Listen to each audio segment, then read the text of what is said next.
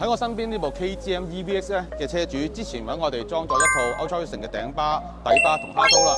咁裝咗之後咧，佢話揸起嚟咧舒服好多，亦都揸快咗好多。咁導致到咧佢出現另一個問題啦，就係佢嘅迫力唔夠收啦。因為原廠咧佢前邊咧就得兩遮嘅啫，就係啲叫浮動卡鉗，而後邊咧係單遮嘅。咁所以咧，我哋今日咧就為佢設計咗我哋攞啲數據先，跟住咧希望我哋可以幫佢設計到一套較為合適嘅迫力俾佢。咁以前咧我哋度迫力咧就用啲專用嘅架撐咧佢度，咁咧數據靚唔靚咧就好睇師傅嘅經驗同埋工具夠唔夠精準啦。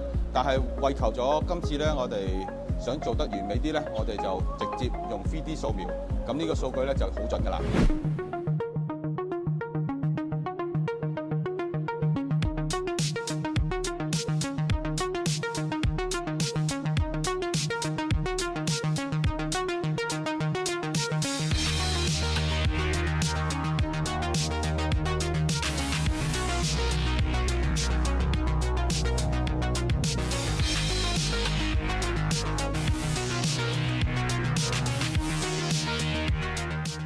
今次做 3D 掃描咧，我哋收集到咩數據咧？包括就係原裝鮑魚啦、羊角啦、碟啦，同埋原裝拎嘅。因為好多車主咧都係用緊原裝拎嘅。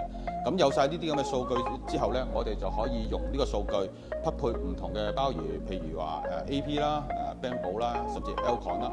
我哋亦都喺當時候咧就 check 咗嗰個原裝嗰個 piston 嘅 size 幾大，同埋前後嘅嗰個比例。咁到時候希望我哋做出嚟咧，嗰個係同原廠一樣嘅前後比例啦。咁今次講咧就係咁多啦。